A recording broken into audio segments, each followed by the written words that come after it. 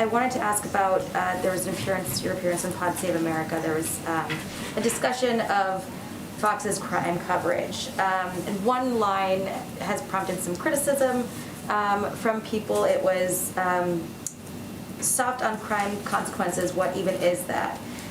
Were you speaking in your personal opinion, or is that at all a reflection of the priorities of this administration? Because the criticism is that it would reflect that crime is not a priority of this administration.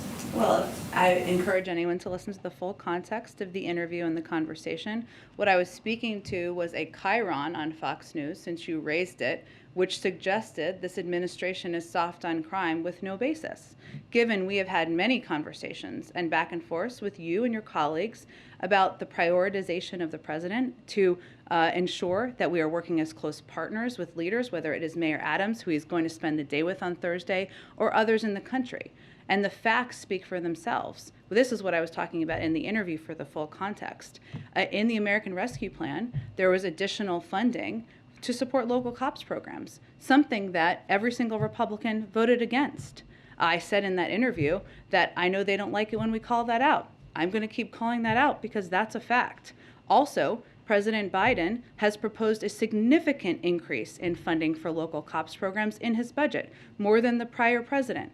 That's a fact. So if those facts are uncomfortable, I'm sorry for people who feel they need to be critical, but the president has been a longtime advocate of addressing crime. He's never been for defunding the police. Our Department of Justice has increased funding, has put in place support for strike forces. And the other fact that is never talked about in these Fox packages, maybe in this one, is the fact that gun crime is a major driver of crime across the country. Also a fact. So those are pieces I think in that moment I was speaking to. And again, we're about the facts here, and addressing crime is something that is a root of the president's agenda. Thank you. I appreciate that. And then I want to move on to the DOJ. There is a letter from Tom Cotton today threatening to block the president's DOJ nominees over the Department of Justice allegedly denying 4 deputy U.S. Marshals legal defense in lawsuits stemming from the Portland riots. Is the White House aware of this, and can you give us any explanation for why that would be happening? I'm not aware of the specifics of it, Jackie. I'm happy to check with our counsel's office, I assume, and see if there's something more specific we can get back to you. Thank you. And then on there's been this leaked video of Border Patrol agents expressing frustration over some of the policies of this administration. I know that we talked last week about flights, and we've heard the explanation for this procedure that they were frustrated over. But this video seems to show that morale is, in a tough place, that these agents are frustrated who are having to carry out these policies. Is anything being done to improve morale? Is there going to be any sort of outreach from the administration to Border Patrol, given that we're seeing more of this come to the surface?